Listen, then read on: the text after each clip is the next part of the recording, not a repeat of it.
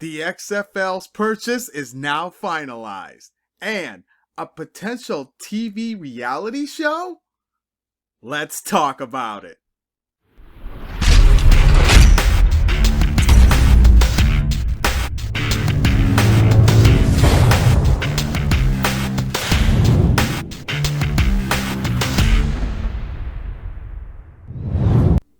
What is going on, everybody? This is your boy Desmond Dukes, and thank you once again for joining us here on XFL Talk. We've got a lot to cover today, so we're going to go ahead and get right into it. There's plenty of things going on right now. But the big story right now is that the XFL, the sale of the XFL, has been approved. Now, this report comes to us from ESPN staff writer Kevin Streifert, and he says that the sale of the XFL to the group that includes actor Dwayne Johnson was approved Friday morning in a Delaware bankruptcy court. Now, with that being approved, that's a good thing because now we can start to get the ball rolling on what needs to be done in the XFL. Now, the U.S. District Judge, Lori Silverstein, allowed the transaction after the XFL resolved a dispute over the $15 million sale price with the court's unsecured creditors committee. Now, what they mean by that is that there were 30 potential buyers for the XFL. But somehow, Dwayne "The Rock" Johnson, his ex-wife, who was his business partner, and Redbird Capital somehow swooped in underneath the radar and bought it before the sale could actually go into effect as far as the auction goes. So this was something that caught a lot of people off guard with that because nobody saw that coming. Well, then they tried to appeal that and oppose that sale in the court. But that sale was obviously denied because they went on ahead and approved it. Now, keep in mind, ladies and gentlemen, that The Rock, Danny Garcia, his ex-wife and business partner, and Redbird Capital each put in $5 million. So it wasn't like The Rock put in all $15 million of his own money. They each put in $5 million, making them a joint operation, buying it for $15 million. Do I think the XFL was worth $15 million? No. To me, it was actually worth a little bit more. I mean, if I had to go in the upper echelon, I'd probably say somewhere around 80 to 100. But that's just me. I could be wrong. You know, they got it. They got it on the cheap. They bought an entire sports league on the cheap. How does that happen? But nevertheless, it was purchased.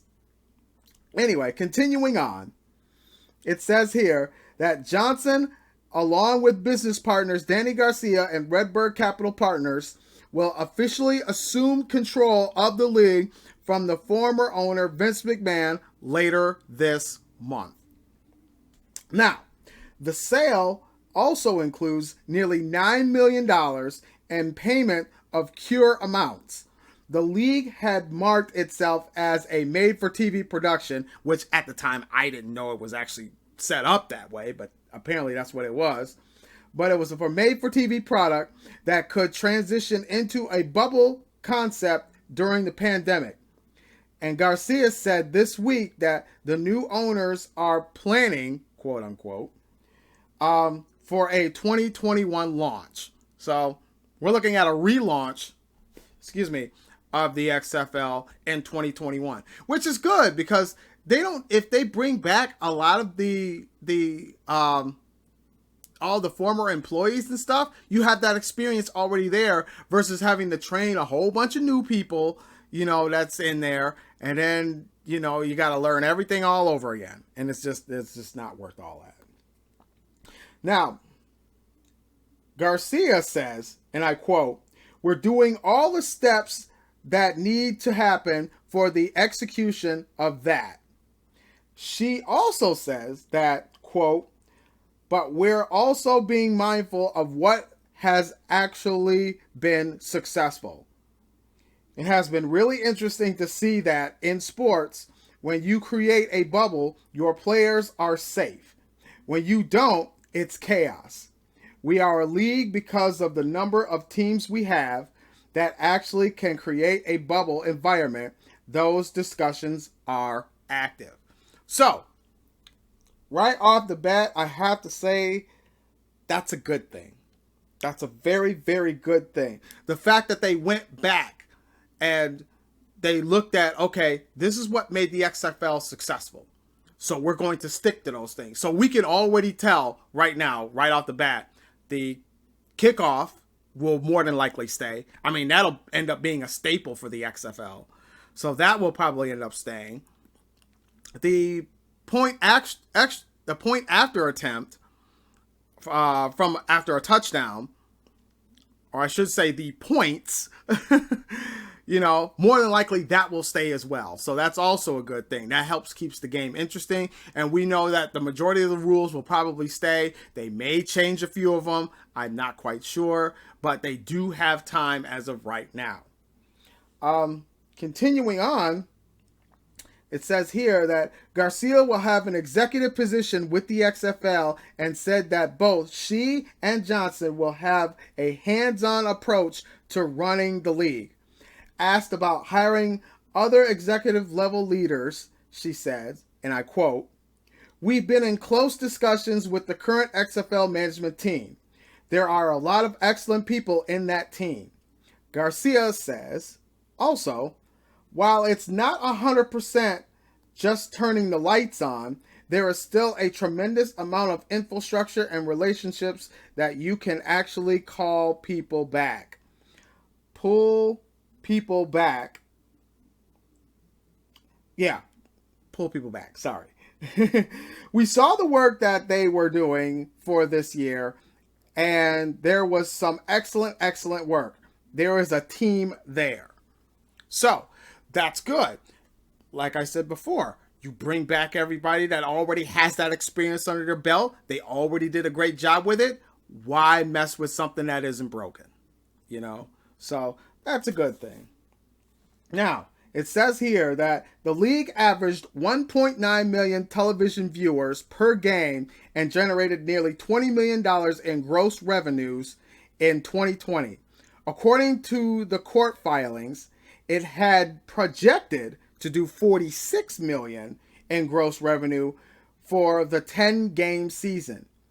Each data point exceeding external expectations according to sources. So if they started off with just 5 games and already did well over $20 million, that's huge. Because by the time they'd have got to their 10th game or the championship game, they would have surpassed the 46 million they were projected to do. And that's not so much including viewership, but more of attendance, the stuff that you buy on XFL Shop, all the merchandise, all those things all play a key role in going into the XFL sale. So that is a huge thing here. And if they play everything correctly, the XFL should go just smoothly, especially if you stick with what works. Yes, make some changes here and there, for some things that you may not have been like, that might not have worked. But for the most part, everything was clicking for the XFL. They were starting to hit their stride after like week 4. Going into week 5, they really started hitting their stride. And the St. Louis Battlehawks, they were actually going to open the upper decks of their stadium, because the most they've done was close to 30,000. They were projected to do anywhere from 54 to about 60,000 people for that game, which is great. But you get all of those hands that have the experience, that puts in the work, the camera guys, the behind the scenes stuff, the trainers, the referees, the sponsors. You get everybody back on the table, get them back on, on the entire situation, and everybody looks like a winner. couple of key things. One, when you look at it from the standpoint of Dwayne "The Rock" Johnson and his wife and Redbird Capital owning this league, this is huge news. And the reason why I say that is because if you look throughout the years in United States history, Dwayne "The Rock" Johnson, even though he's half black, half Hawaiian, he is the first ever that I know of. I've tried looking some up. I haven't seen any. I just seen, minorities owning sports teams, but not sports leagues. This is the first time ever that we have a minority that owns an entire sports league. This is huge. This actually opens the door for other potential minorities looking to start a sports league, especially if this turns out to be very successful with everything that they could do with it. So that is a huge, huge thing. Now comes the negative. Dwayne "The Rock" Johnson. He goes by The Rock because of his persona on WWE. Vince McMahon still owns WWE. So when you look at it in that context, yes, Vince McMahon doesn't own the XFL anymore, but by Johnson, because him and Johnson are buddy. They're still, they're still a tight-knit group because of The Rock's Hawaiian heritage in pro wrestling, especially in WWE, and the relationship just those two have in general. When you look at that, it almost seems like, yeah, Vince McMahon tried to tell people, I'm not going to rebuy it, but that still keeps his foot in the door because of his relationship with The Rock. Now, I'm not saying that anything like that, could potentially happen, but if that turns out to actually be true at some point, I mean, you got to look at it from this perspective. All those other potential buyers just got shafted. I mean, heavily shafted because of that. But like I said, I don't know if it's true or not. That would be the only negative because in all honesty, I don't want him near the XFL. Heck, I don't even want him in WWE. He just needs to step away from everything. Just retire, relax, play with the grandkids, all that stuff. But that's for a whole nother situation. So nevertheless, the XFL sale of the league has been finalized. It's a done deal. So good for The Rock. I hope a lot of great things happen with that. So, yeah, I feel good about it. I feel good about it. But again, there's always a little reservation on, okay, they looked at and seen what works. What are they going to change that I may disagree with? So, those kinds of things are going to be in the back of my mind.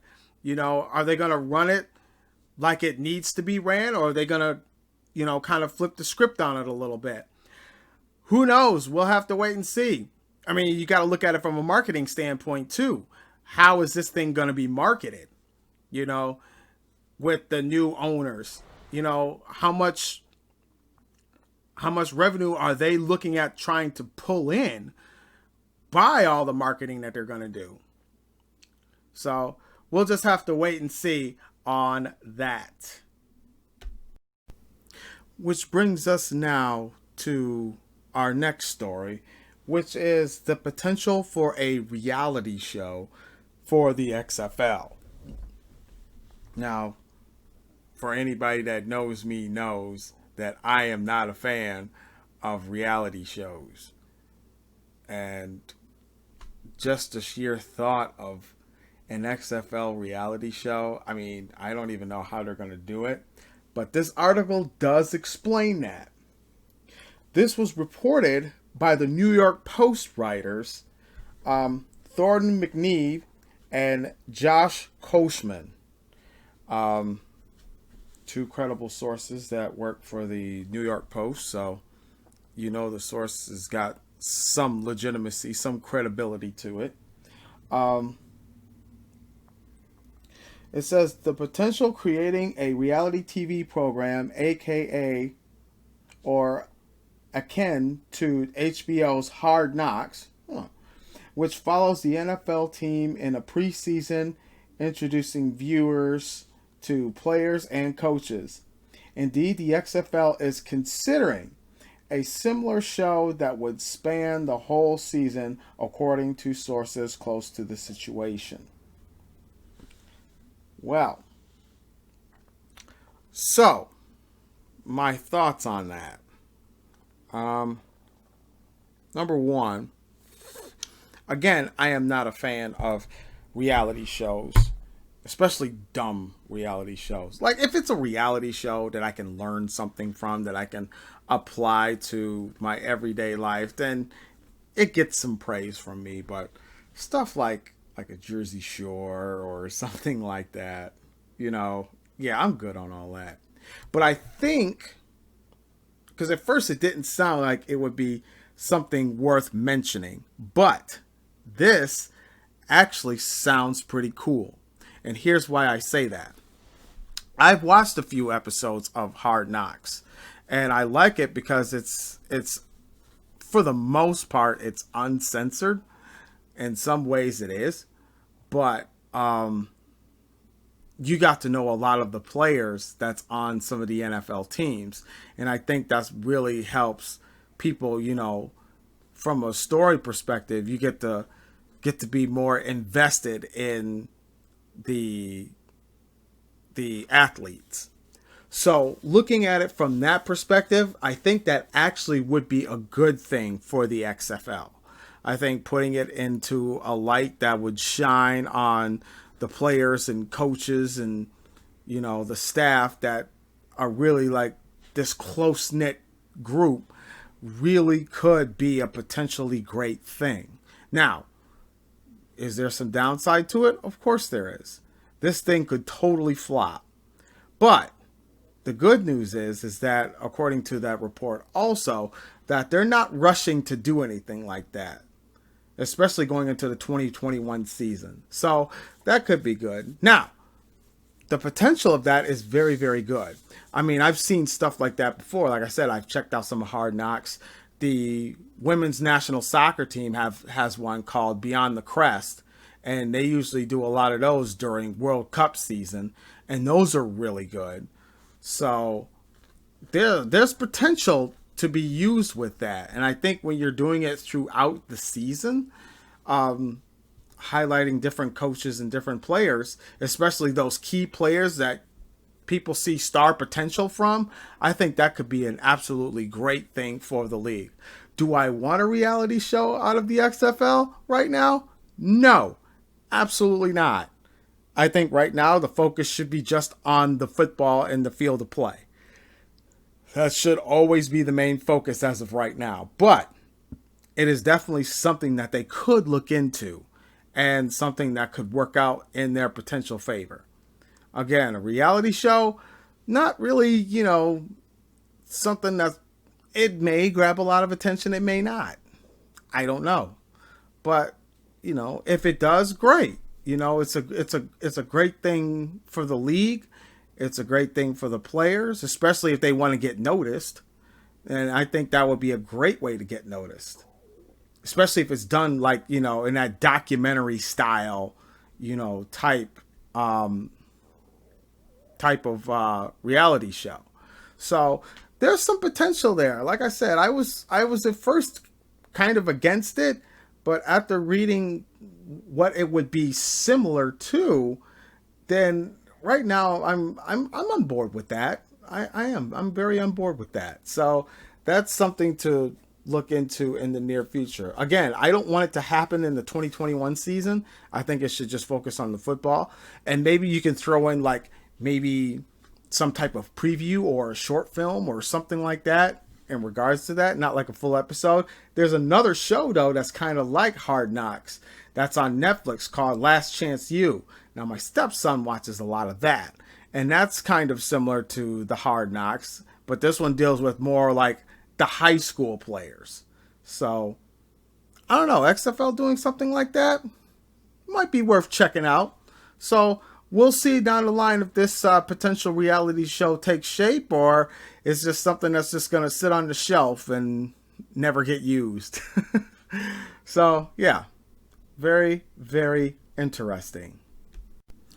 Okay, so I was going to talk about, with my last story, was going to be the XFL, NFL possible farming system. But I think I'm going to save that for Wednesday when I go on Oh My God, It's Lions Talk with my boy Mike Jones. So if you guys haven't checked out his podcast yet, Oh My God, It's Lions Talk, check it out. It's a great watch, great listen. And I will be a special guest on his show for that. And that'll be on Wednesday at 3:30 on YouTube. So, with that in mind, I just want to talk about one quick thing involving the XFL, and that is the stadiums. Now, we know that the XFL has been hit or miss with their stadiums. St. Louis is a prime example of what a great stadium could work with. You have that. Houston is another great one. Seattle is a phenomenal one as well. So, there's three, and then even in DC. So that's 4 out of the 8 teams that have really, really great stadiums to play in. Now, the problem with the New York Guardians is that theirs took place in MetLife Stadium, which that's, in my opinion, that's too big. That's way too big especially for a startup league to be putting on games. That's too big for that kind of audience. It comes off kind of weak on TV. I think what New York, I believe what their strategy is to, once, Dwayne Johnson and his wife and Red Capital come up with a plan, I'm sure they're already looking at different venues for the other XFL teams. But I think New York should go with maybe someplace like Red Bull Stadium. I think that would be a good one. Stick with the soccer and college stadiums. I think that's what works out best, especially in certain areas. Now, if I had my choice of a possible expansion team for certain stadiums, then, I know a lot of people have been asking for Alabama. Alabama's been wanting to have an XFL league. In fact, they're actually trying to get into talks with Dwayne Johnson and his partners about wanting to add themselves to the XFL, roster as far as like teams go. And that helps build up the league. And then even there's a possibility that, my home state of Michigan, Detroit may be looking at getting a team. So, there's potential in a lot of different areas. I think it's just a matter of where you go. And I think for XFL, I think they should really focus on looking at, especially if they're going to expand teams with stadiums, you want to look at the areas where the NFL hasn't touched yet. I mean, that's one thing. We, in some of these areas, may not seem like the best picks, but you got to look at it from this perspective, that they can still generate a good amount of fans if you put in the right marketing strategy. For example, we'll take Idaho, for example. Idaho has no major league football team at all. But you get them in an XFL team, and you put them in a small, one of their smaller soccer stadiums, because I believe they do have one. But you put them in a small soccer stadium that could probably do, 12, 13, 14,000 people. I think you could hit a home run, especially if you get the right amount of people in there. And it all depends on ticket sales too. That's another thing that's going to play a factor with these stadiums, is the ticket sales. XFL ticket sales were going as high as like $60.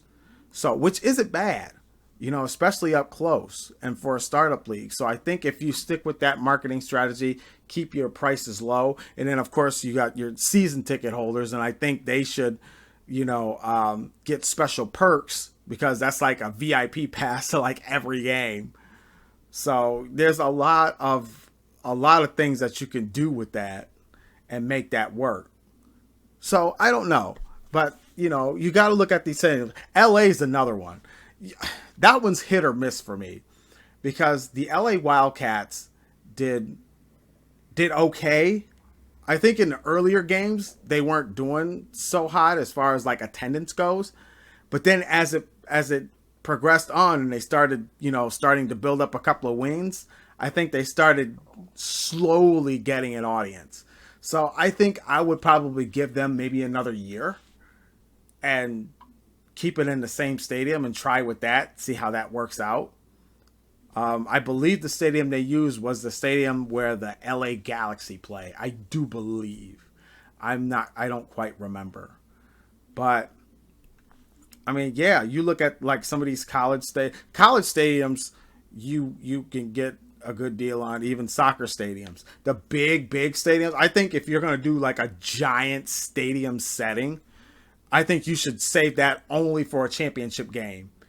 And it should be held at, at a city of wherever they choose. But I do believe that would be the way to go. That would be the way to go right there. So, but then you have Tampa Bay. Tampa Bay, their attendance has been okay.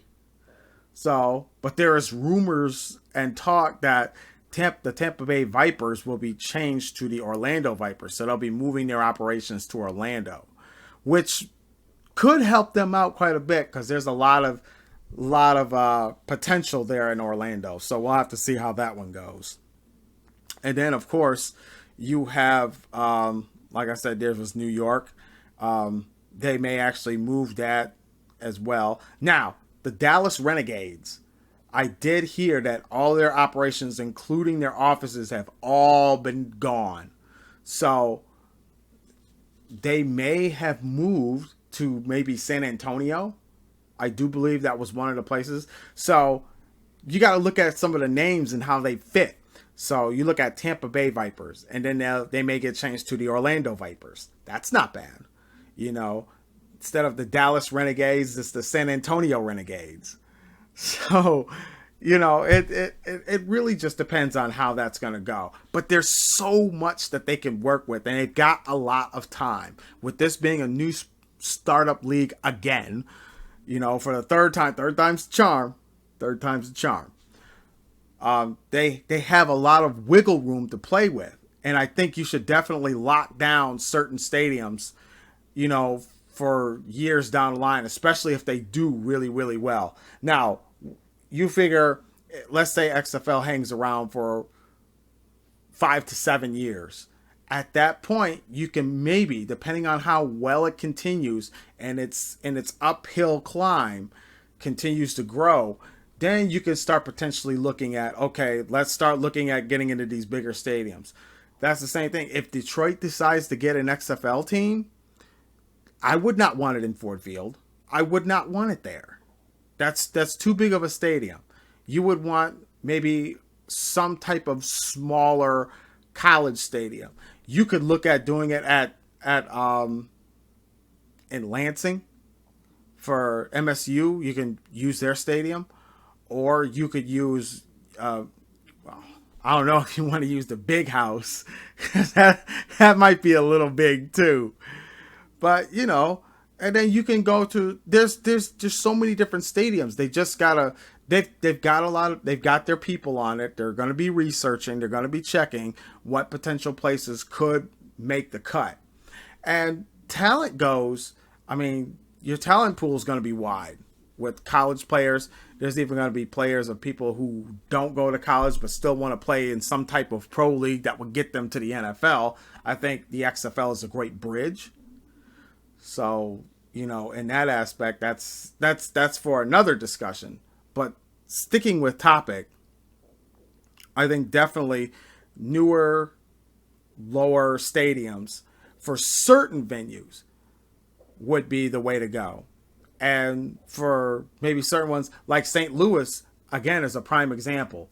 You know, they were getting ready to open up the upper deck. So if you have something with a 2-tier level, you know, just open up the lower level like they did this last time. You know, just the lower level. That's kind of a good starter point. You can get your cameras low enough to whereas if you could just get everything down below. But I'm sure by then everybody knows only the lower levels are going to be open. And if ticket sales begin to increase more and more, then you can start looking at potentially raising and turning, you know, turning up the turning it up a little bit by opening up those upper levels. So XFL has a lot of potential to continue to move up and move up that ladder. Field of play, we'll see how it goes. I thoroughly enjoyed the field of play, but I think they can increase that even more. And with, you know, Dwayne Johnson at the helm of this thing, you know, we'll have to see how it goes. But anyway, thank you guys so much for watching and listening. I hope you guys enjoyed this. If you do watch this on YouTube, I will be uploading this later. But if you watch this on YouTube, it will be on my personal channel, Desmond Dukes. You can go on that channel and then look up XFL Talk. And, you know, like, comment, and subscribe to it. Subscribe to my channel. Turn on that bell for all notifications, because I do stuff with Duke's Championship Wrestling, which I'm still trying to work on. And then, of course, me and my brother will be officially, now that I got my new camera, we will be getting ready to start our Platform Gamer podcast, which is, you know, this the granddaddy podcast for us. So that will be starting up very, very soon as well. Thank you guys so much once again. Please let me know what you guys think of this episode, and I hope you enjoy it. You guys take care. Have a good night.